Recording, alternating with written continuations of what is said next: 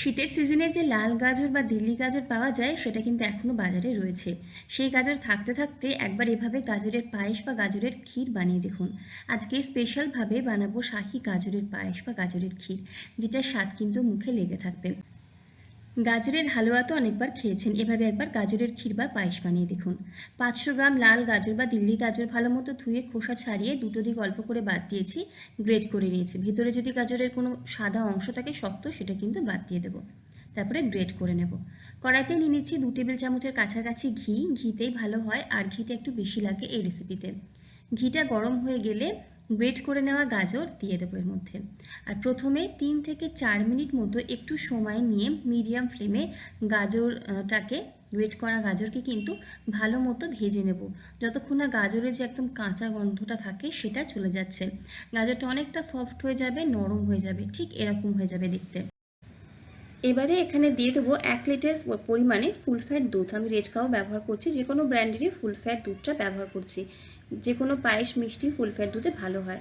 প্রথমে দুধটাকে ভালো মতো ফুটিয়ে জাল করে নেব। দুধটা জাল হয়ে গেলে মিনিট খানেক ফুটিয়ে নেব। মিনিট খানেক ফোটানোর পরে এখানে 1 চিমটি দিয়ে দেবো কেশর বা জাফরান। এটা অপশনাল, তবে যেহেতু শাহি গাজরের পায়েস বানাচ্ছি তো কেশর দিলে একটা ভালো ফ্লেভার আসে। 1 চিমটি মতো কেশর দিচ্ছি, আর তার সাথেই দিয়ে দেব 2টো ছোটো এলাচ ফাটিয়ে। যদি এলাচের গুঁড়ো থাকে সেটাও দিতে পারেন, আমি আজকে গোটা এলাচি ব্যবহার করছি ফাটিয়ে নিয়ে। এবারে এই দুধের মধ্যে গাজরটাকে ভালো মতো ফোটাতে হবে যতক্ষণ না গাজর ভালো মতো সিদ্ধ হচ্ছে আর একটুখানি ক্ষীরের মতো হয়ে আসছে। আর এই সময় 1 চিমটি নুন দেবো। ঠিক নুন দেওয়ার জায়গাটায় কোনো কারণে রেকর্ড হয়নি, তো 1 চিমটি নুন এখানে অবশ্যই দেবেন। যে কোনো মিষ্টি জিনিসে 1 চিমটি নুন দিলে মিষ্টির স্বাদটা ভালো হয়।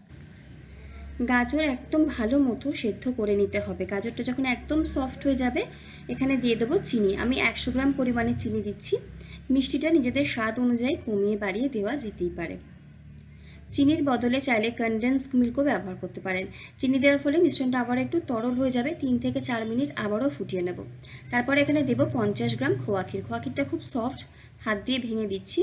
যদি মনে হয় খুব শক্ত খোয়া ক্ষীর, একটু গ্রেট করে বা টুকরো করে দিতে পারেন ছুরি দিয়ে। খোয়া ক্ষীরের বদলে গুঁড়ো দুধের ব্যবহার করতে পারেন। এবারে একদম লো ফ্লেমে রেখে সাইডে যে কড়াইতে মালাইটা পড়ছে সেই মালাইটাও নিতে থাকবো। একদম লো ফ্লেমে রেখে ক্ষীরটাকে তৈরি করে নিতে হবে ধীরে সুস্থে। এই সময় আরও 1 চামচ পরিমাণে কিন্তু ঘি দেব এবং একদম লো ফ্লেমে যতক্ষণ না ক্ষীরের মতো হচ্ছে, পায়েসটা ঘন হচ্ছে, ততক্ষণ ফোটাতে থাকবো। পায়েস এখানে রেডি প্রায়, কারণ এটা কিন্তু ঠান্ডা হলে অনেকটাই জমে যাবে। যখন এরকম বেশ ক্ষীরের মতো তৈরি হয়ে যাবে পায়েস, নামানোর আগে একদম লো ফ্লেমে রেখে একটু ফ্রেশ ক্রিম দিচ্ছি। আমার কাছে ফ্রেশ ক্রিমটা ছিল। ফ্রেশ ক্রিমের প্যাকেটটা ওপেন করলে 2 দিনের মধ্যে শেষ করতে হয়। তাছাড়াও শাহি গাজরের পায়েস তৈরি করব, তাই জন্য আমরা ফ্রেশ ক্রিমটা কিনেছিলাম, তাই জন্য দিচ্ছি। যদি নর্মাল বাড়িতে তৈরি করেন সেক্ষেত্রে এই ফ্রেশ ক্রিমটা স্কিপ করে গেলেও হবে। গ্যাসের ফ্লেম বন্ধ করে ঢাকা দিয়ে রেখে দেব। এই গাজরের পায়েস কিন্তু বেশি একটু ঠান্ডা ঠান্ডা বা নর্মাল তাপমাত্রায় খেতে বেশি ভালো লাগবে। গরম গরমও সার্ভ করতে পারেন।